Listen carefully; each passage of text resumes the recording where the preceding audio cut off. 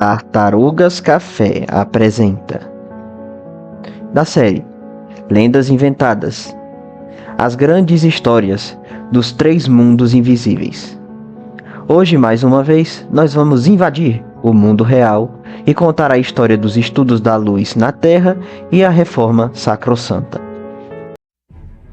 Caleb, o Rei da Luz, também arquitetava uma maneira de difundir as ideias de seu livro sem violar as normas impostas pelo Tribunal da Santa Justiça. Ao pensar por incontáveis dias, viu-se obrigado a agir com celeridade, porquanto Sebastião já havia montado a temível escola do adversário.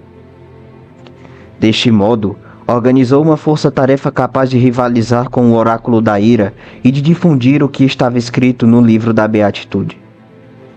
Albatite, um dos guardiães da luz primordiais, foi o primeiro a perceber que a fé do Divino Redentor, a religião dominante do lado oeste do mundo humano, possuía uma raiz moral praticamente idêntica à dos espíritos da luz.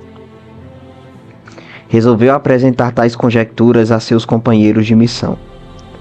Entendendo que aliar-se à religião a qual o Oráculo da Ira utilizou o mal como inspiração poderia atingi-lo de alguma forma, os missionários espirituais concordaram em fazer com que a fé do Divino Redentor trouxesse iluminação às almas perdidas dos homens. Havia, porém, uma instituição política teocrática criada a partir de uma fé que deveria prezar pela liberdade para limitar o crescimento moral humano por homens cheios de desejo de possuir poder. A instituição não permitia sequer que o povo soubesse com os próprios olhos o que estava devotando à vida. Entretanto, o Conselho de Missionários sabia que ainda existiam os homens que seguiam com as práticas da igreja primitiva. No império, onde o sol nunca se põe, Albatite encontrou um homem honesto e diligente chamado Johann Whiteshift. Resolveu por conta própria observá-lo, notando intuitivamente algo nele que era distinto dos demais fiéis. Certa vez, notou que Johann conservava práticas inerentes aos primeiros perseguidos que o mundo tanto odiava, e não por coincidência, a igreja dominante também cerceava. Foi então que Albatite tomou a decisão de apoiá-lo. Johann foi traduzindo para o seu idioma as Sagradas Escrituras, o que fez com que a suprema santidade da igreja decretasse sua perseguição. Um dia, o sacerdócio realmente o capturou e o condenou à morte na fogueira. Johann Whiteshift não alcançou um número grande demais de fiéis, mas morreu como o herói que daria início a um dos mais importantes eventos da história do homem. Martino Eleutério era um sacerdote de um templo sem notabilidade no grande império germânico sagrado. Constantemente estudava as escrituras e fazia dela sua companheira dioturna. Lendo mais uma vez seus enigmáticos capítulos e versículos, percebeu algumas incoerências entre o que estava documentado e o que lhe dizia o magistério.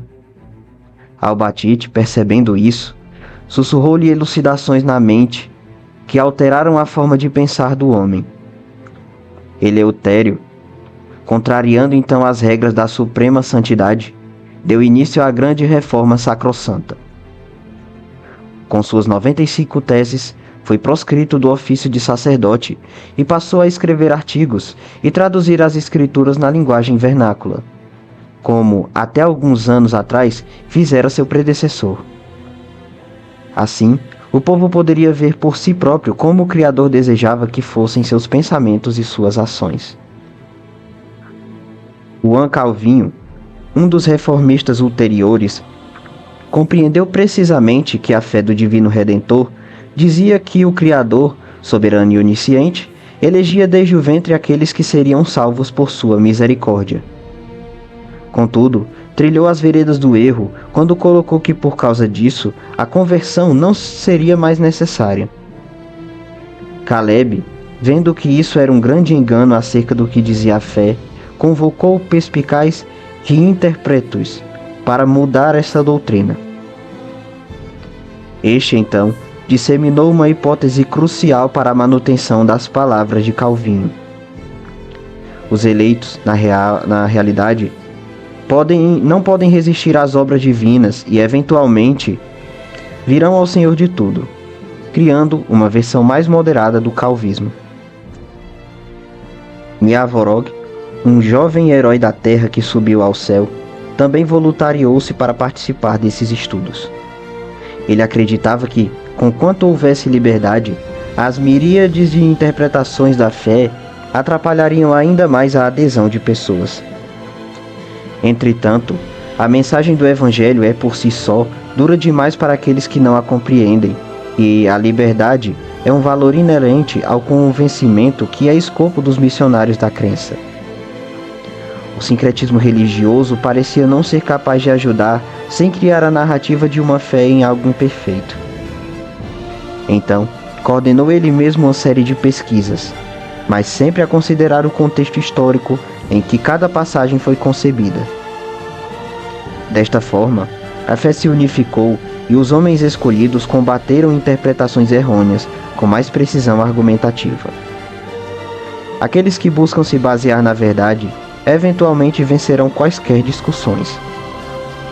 Afinal, temos direito às nossas próprias opiniões, mas não aos nossos próprios fatos.